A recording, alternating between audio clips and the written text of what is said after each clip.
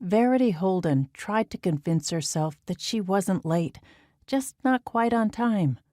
She tore through the doors of Blackwing Incorporated, where she managed to angle her feet to slide through the reception area. The marble floors lent themselves to such things, but of course Tara, the woman in charge at the desk, saw her and frowned with obvious exasperation. "Verity, we've talked about this. Rowan doesn't approve of this type of conduct. It would be better for you to be on time for work rather than risk the life of others." Tara tapped the back of her fountain pen against the top of her cherry wood desk. It was rather refreshing to hear the willowy woman exaggerate rather than be so damn perfect all the time. "Good morning, Tara. I'm not late. Much." Glancing at the large clock that looked more like an art installation than a timepiece, she saw that she'd been about 30 seconds late when she stormed into the office. "Is Rowan in yet?" "She is, but you're in luck.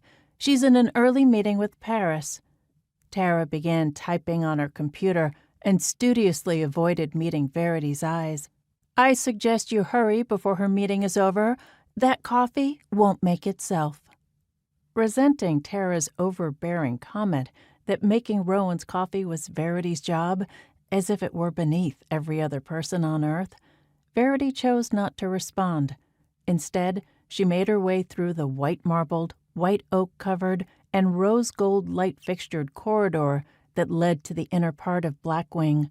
Of course, Rowan Cross, the woman who owned and operated the famous literary agency, ruled from the corner office at the farthest end.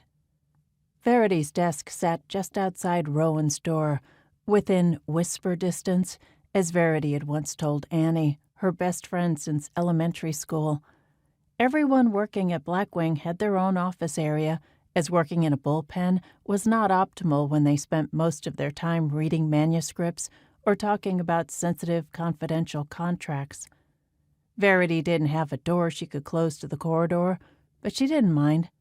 Nobody entered the outer room to Rowan's office unless they had good reason, and everyone knew they really were within whispered distance of the boss when they addressed Verity. She had no doubt that most of the agents wouldn't be as cordial to her if they thought their words couldn't be overheard